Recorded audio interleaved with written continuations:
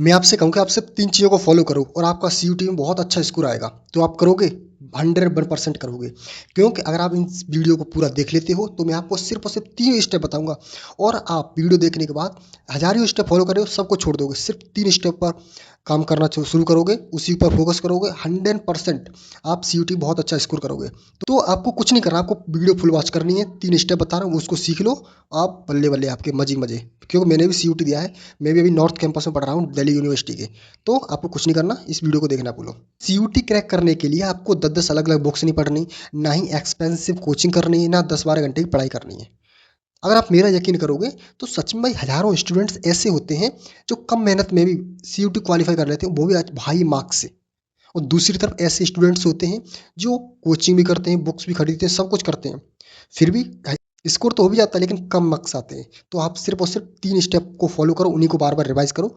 I can 100% guaranteed आपका selection 101% हो जाएगा। मैं आपका टाइम वेस्ट नहीं करूँगा, ना मैं ये बताऊँगा सीयूटी क्या है, कौन इसको कंडक्ट कराता है, मैं कुछ नहीं बताऊँगा। मैं सिर्फ डायरेक्ट आपको स्टेप बताऊँगा। स्टेप नंबर 1, 12th क्लास का फुल रिवीजन। आपने जस्ट अभी 12th क्लास किया है, आप उसका फुल रिवीजन कर लो। अगर आप सीयूटी क्रैक करना चाहते हो, सबसे पहला आपका काम यही है कि complete revision of class 12th syllabus. और यकीन मानिए 90% स्टूडेंट्स सबसे बड़ी मिस्टेक ही यही करते हैं। वे अलग-अलग बुक्स और नोट्स के पीछे पड़े रहते हैं, लेकिन एनसीईआरटी प्रॉपर्ली रिवाइज नहीं करते। जब सीयूटी का बेस ही क्लास 12th कंसेप्ट होते हैं, इसलिए आपको कुछ नहीं करना, एक स्ट्रेटजी बनानी है। सबसे पहले अपना 12th सिलेबस आइडेंटिफाई करें, फिर सिलेबस को चैप्टर वाइज रिवाइज करें। आपको पढ़ते समय सिर्फ 3 चीज़ों पर फोकस करना है। पहला, कंसेप्ट क्लैरिटी। इसका मतलब है टॉपिक को सिर्फ याद नहीं करना, प्रॉपरली अंडरस्टैंड करना है। और दूसरा है इम्पोर्टेंट डेफिनेशंस। सीयूटी में कई बार क्वेश्चंस डायरेक्टली थ्योरी से आ जाते हैं, आप एक बार पीवाई को देखेंगे तो आपको पता चल जाएगा। थर्ड है एग्जाम्पल्स एंड फार्मूलाज। ये क्वेश्चंस सॉल्व करने में आपकी काफ़ी ज़्यादा हेल्प करते हैं। रिवीजन टेक्निक, रिवीजन करते समय एक टेक्निक यूज करें, छोटी सी बताता हूँ, एक्टिव रिकॉल। एक्टिव रिकॉल मतलब है पहले चैप्टर पढ़िए, फिर बुक बंद करके खुद से पूछिए इस चैप्टर का मेन कंसेप्ट क्या था, इंपॉर्टेंट पॉइंट्स क्या थे। स्टेप नंबर 2, यूट्यूब प्लेलिस्ट से स्मार्ट स्टडी। अलग लग रहा होगा ना? Not a different. आज के टाइम में लर्निंग का सबसे पावरफुल टूल है यूट्यूब। लेकिन प्रॉब्लम ये है कि स्टूडेंट यूट्यूब का सही यूज नहीं करते। वो भागते हैं पेड कोर्सेज की तरफ कि पेड कोर्सेज में अच्छा कोर्सेज मिल जाएगा, लेकिन ऐसा नहीं होता। क्यों? मैंने भी यूट्यूब से किया है। ये रैंडम वीडियोस देखते रहते हैं, जब आपको करना क्या है, सब्जेक्ट वाइज प्लेलिस्ट फॉलो करनी है जो कि आपको इजीली मिल जाएगी। सर्च करोगे सर्च में मिल जाएगी। ये प्लेलिस्ट क्यों जरूरी है? प्लेलिस्ट का सबसे बड़ा एडवांटेज है कि स्ट्रक्चर्ड लर्निंग, मतलब आपको पता रहता है कि पहले कौन सा टॉपिक पढ़ना है, आफ्टर दैट कौन सा टॉपिक पढ़ना है। इससे आपका कन्फ्यूजन खत्म हो जाता है। और प्लेलिस्ट कैसे ढूंढें ये तो आप सब जानते हो, कुछ नहीं करना आपको। और अभी भी एक तीसरी चीज़ बाकी है, तीसरा स्टेप बाकी है, और यही चीज़ डिसाइड करेगा कि आपका सिलेक्शन होगा या नहीं। Step number 3, daily mock test. अगर आपका सिलेबस हुआ भी है या नहीं हुआ, आपने 12th तो पढ़ी रखी है ना, तो आपको डेली एक मॉक जरूर देना है।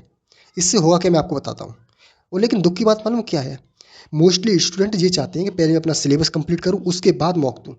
इससे मालूम क्या होता है, इससे वो कम मॉक लगा पाते हैं और उन बच्चों से भी पीछे रह जाते हैं जो डेली मॉक लगाते हैं।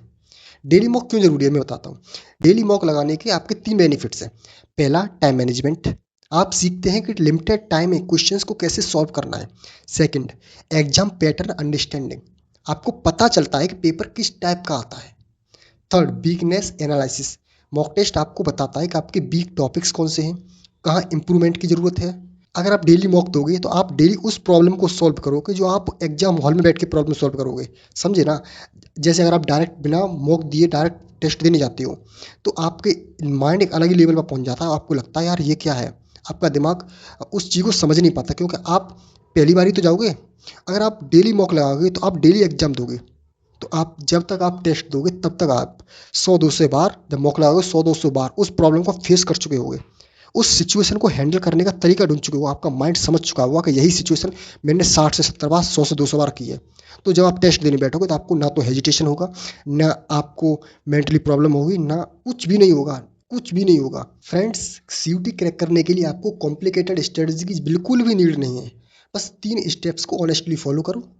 12th क्लास का फुल रिवीजन, यूट्यूब प्लेलिस्ट से smart study, mock test, daily practice.